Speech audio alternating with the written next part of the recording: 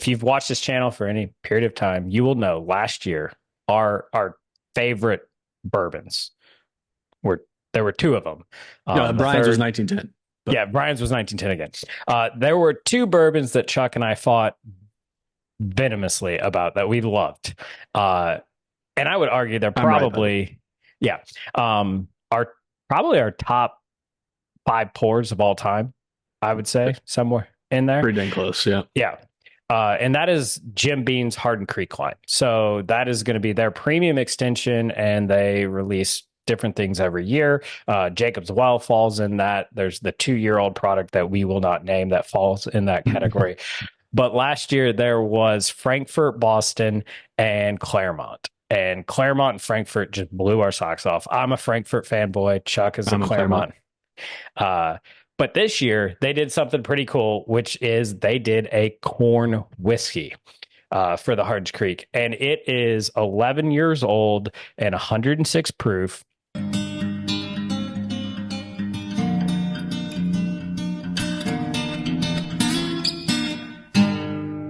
It comes in at $120, I want to say, which is really not that bad since it's 11 years. It's right on that $10 a year age statement per dollar type of thing, or $10 per year is what I was going for. But it's a corn whiskey. So I think it's really interesting. Obviously, you can see my bottle's pretty much gone, but that's because we shared it with our Patreon members to see what they thought.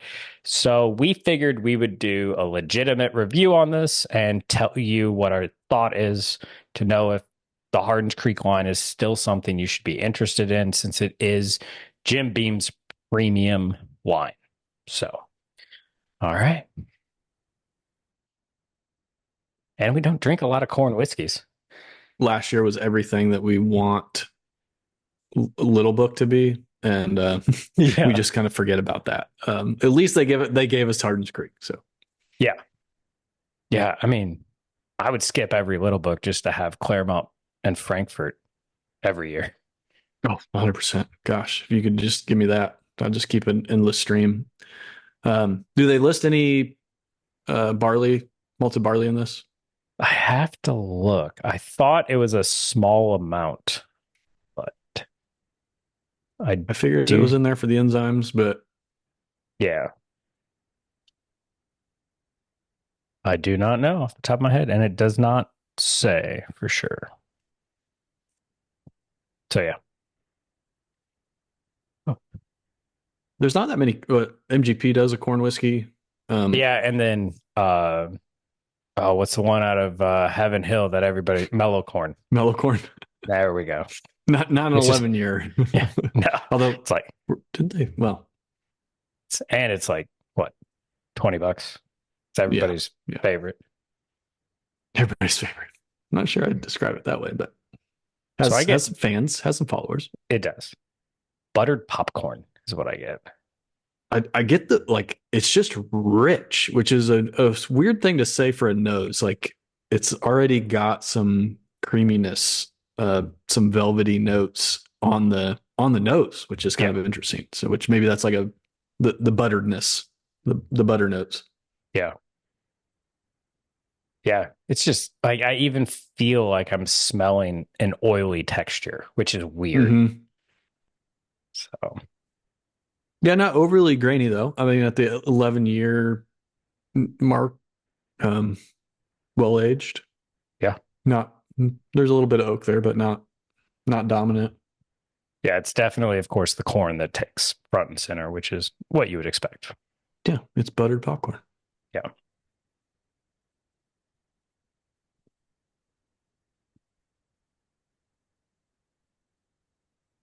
Sorry, what's proof again? 106. 106.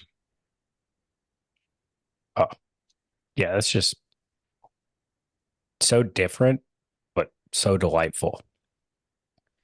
This is going to be a weird note, but I'm going to say it anyway. At the back, as the palate leaves, I'm going to skip over the palate. I'll come back to it in a moment. But as the palate leaves, you get a little bit of this ethanol burst initially, like in the palate. But as that kind of fades away, I literally got like, oh, I'm tasting a Bud Light. which I know that's rice, but it's like you get this little bit of grain at the back of it. It was like a carbonated grain, a carbonated Yeah, corn. I can see that. Yeah. It was kind of refreshing. I kind Yeah. of liked it. And then that's what leaves you. Like it's not I mean, without the rye, you don't get these peppery spices in that finish. It's just kind of like a beer note. Yeah. Not a malty beer, but No. because that would be coming more from like a barley, but yeah, like a crisp Yeah. lager. Well, and then you get a ton of, I would say, like barrel char notes on the end. Like I feel like I'm eating the charcoal a little bit. Like you're getting that oak and that charcoal notes. But yeah, it's a refreshing. Like it just so weird. Like bourbon can be a little heavy and drying and everything like that. And this is just like super delightful and refreshing. And almost, like you said, it almost has a little bit of that carbonation note, which is just weird. Yeah, and I think for me that note even comes back because it's like you get the oak as the palate leaves, you get some of that oak, a little bit of ethanol spice, ethanol burn, and then you get that crispness at the very end of the finish. The front end of the palate, like I'm getting a little bit of floral. Not it's not just the butter popcorn. It's Yeah. I get some floral notes. Yeah, I even get some like caramel butterscotchy notes, which is interesting, which I'm sure is all coming from the barrel and everything like that. But no, it's just different and delightful. Uh yeah. Lighter. You're Yeah. not getting a ton of caramel or butterscotch, or you get some oak, but it's not. Hmm, trying to describe the oak. It's not like a rich oak, but some of that could be just how that oak develops with if you have those other sweet notes like caramel and then the rye spice. So it's lacking that. Um, it almost reminds me of we had that we did the you do bourbon at Heaven Hill. Oh yeah, yeah. The wheat whiskey. Bernheim. Yeah, the Bernheim wheat whiskey. Yeah, it does kind of remind me of Well, that. that the Heaven Hill private stock, I guess, because that Oh, was a okay. wheat whiskey. Yeah.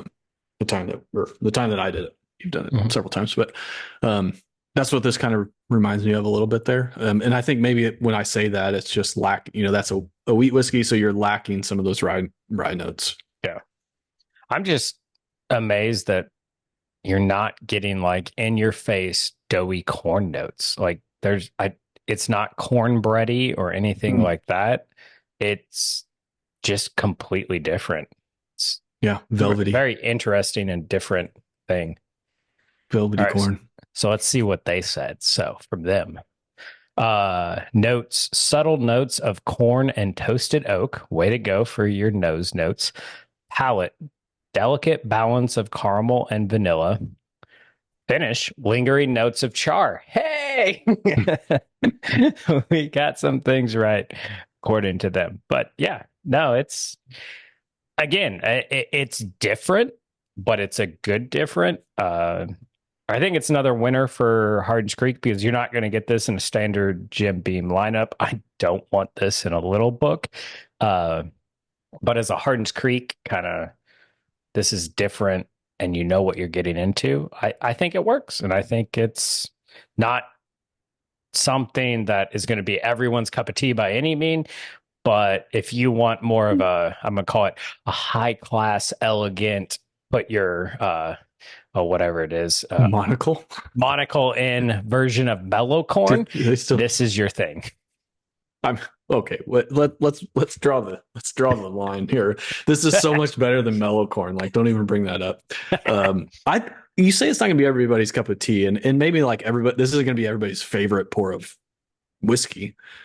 But I think this is really good, and and that was kind of interesting. We had when we did that Heaven Hill experience for the wheat whiskey, that flavor profile really appealed to non-bourbon drinkers in a way that, like, we had some friends that don't even buy bourbon and they're over there shelling out $200+ for this Heaven Hill stock. Like, yeah, that would, to me, this is Hardin's Creek, like this corn whiskey. Like this would just hit those flavor profiles. It doesn't have that rye spice, which I think if you're kind of newer to bourbon or just that's not your spirit of choice, that like maybe that's some of the things that turn you off. And this doesn't have that. So to me, but even as a bourbon drinker, I think this is delightful. Um, Yeah. I Well, yeah. yeah. So maybe our recommendation thus far is the Hardin's Creek. As long as it's aged more than 2 years, they've been hitters. Yeah. Yeah, I think that's fair. And for somebody that's very interested in bourbon and is crazy like us and has a lot of bottles, it is fun to see. It truly showcases what corn does for the whiskey, which is at the end of the day what we love so much about Claremont, Boston, and Frankfurt is it showed what the location did to the whiskey, which is what made that, I think, so much I mean, fun honestly, too. that Claremont was so great. I didn't care where it came from. Well, it came from Claremont. There you go. All right. So there you guys go. Have you been doing the Hardins Creek stuff? I do know it is still available at the Jim Beam Distillery. I'm on a couple Facebook pages that they take pictures every morning because some people just like go and they're like, hey, this is what's there. And so it's on the shelf and everything like that. Have you been getting into the Hardins Creek? Is it outside your price range? I'm just going to say it. I think it's better than any of the latest Discovery series that we've had. And it's cheaper. So let us know in the comments below. And with that, we'll see you next time. They need